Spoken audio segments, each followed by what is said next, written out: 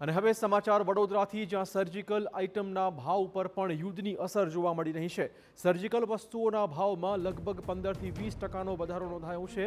Gujarat surgical એસોસિએશનના પ્રમુખનું ભાવ વધારા વિશે આવ્યું છે નિવેદન।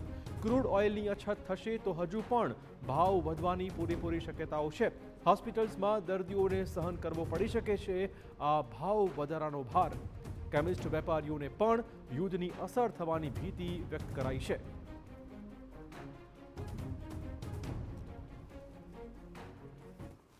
યુદ્ધ લંબાતું જાય છે તેમ તેમ ભારત પર તેની અસર જોવા મળતી રહે છે। જે રીતે દવાઓના ઉત્પાદનમાં 15 થી 20% વધારો થઈ શકે, ખર્ચ વધી શકે તેવી શક્યતાઓ વ્યક્ત કરવામાં આવી છે, તો બીજી તરફ સર્જિકલ આઇટમમાં પહેલેથી જ આ 15 થી 20%નો વધારો જ્યારથી યુદ્ધ શરૂ થયું ત્યારથી જોવા મળ્યું છે। ગુજરાત સર્જિકલ એસોસિએશનના પ્રમુખ કેતનભાઈ આપણી સાથે હાજર છે, વાત કરીશું। કેતનભાઈ, કયા પ્રકારની પરિસ્થિતિ છે? કારણ કે જ્યારે હોસ્પિટલમાં દર્દી જતું હોય, કોઈ પણ સર્જરી કરવાની થતી હોય, સૌથી પહેલા જરૂરિયાત સર્જિકલ આઇટમ્સની પડતી હોય છે। શું પરિસ્થિતિ છે અને કેટલા ટકા ભાવ વધારો?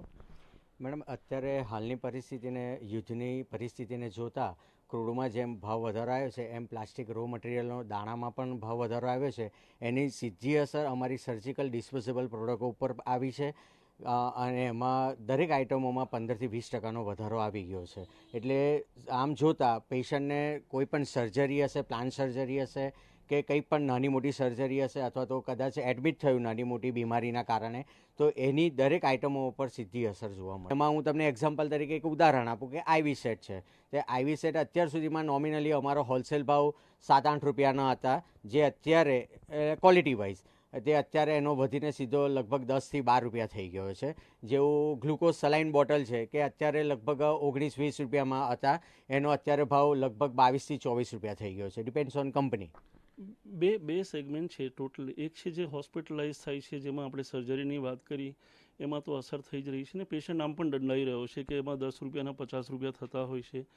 બાકી જીવન જરૂરિયાતમાં જે રોજિંદી જરૂર પડે છે, જેવી કે સર્જિકલ સિવાયની આઇટમ્સ, આજે એક વૃદ્ધ પેશન્ટ માટે ડાયપર માનો કે યુઝ થાય છે, આજે પર પેકેટ 20 થી 25 રૂપિયાનો રાઇઝ ઓલરેડી આવી ચૂક્યો છે અને હજી અસર તો અમારા ત્યાં શરૂ થવાની કદાચ બાકી છે કે નવો જે ઓલરેડી એક્ઝિસ્ટિંગ સ્ટોક પર ઇમ્પોર્ટર હશે કે જે ડિસ્ટ્રીબ્યુટર્સ છે એ લોકોએ રાઇઝ આપ્યો છે, પણ એ લોકોનું ક્લેમ કરવું એવું છે કે જે કન્ટેનર અમારું લાખમાં આવતું અત્યારે 4-5 લાખમાં આવે, એટલે પ્રાઇસીસ આની કોઈ લિમિટ નથી। સે બેઝિકલી અમારો 20 થી 40% બિઝનેસ એવું હોય કે એડવાન્સ પેમેન્ટ પર મટીરિયલ આવે, બાકીની કંપનીમાં અમને 15-20 દિવસની કે મહિના 1.5 મહિનાની ક્રેડિટ હોય। અલગ અલગ કંપની અલગ અલગ પ્રોડક્ટ વાઇઝ આજે પરિસ્થિતિ એવી છે કે ભાવ વધારાની સાથે દરેક કંપની એડવાન્સ પેમેન્ટ માંગી રહ્યું છે।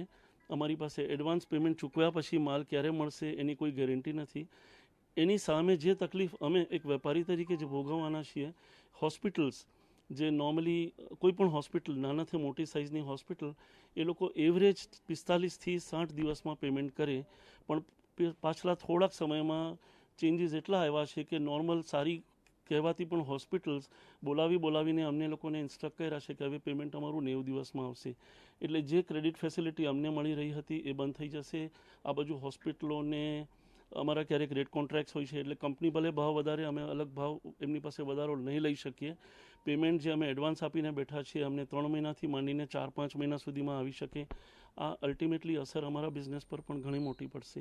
બિલકુલ, તો જે રીતે ખાડીના દેશોના યુદ્ધની જે પરિસ્થિતિ છે તેનાથી ભારત તો ભોગવી જ રહ્યું છે। ક્રૂડ ઓઇલ હોય, પેટ્રોલ, એલપીજી હોય કે ત્યારબાદ હવે દવાઓ હોય, દવાઓ બાદ સર્જિકલ આઇટમ્સમાં પણ ભાવ વધારાને લઈને જે સામાન્ય નાગરિકો છે, દર્દીઓ છે, તેઓની સાથે સાથે વેપારીઓ પણ બેવડો માર સહન કરવો પડે તે પ્રકારની પરિસ્થિતિ હાલના સમયમાં ઊભી થઈ રહી છે। કેમેરા પર્સન રોહિત ગોયલ સાથે અંજલિ ઓઝા, TV9 વડોદરા।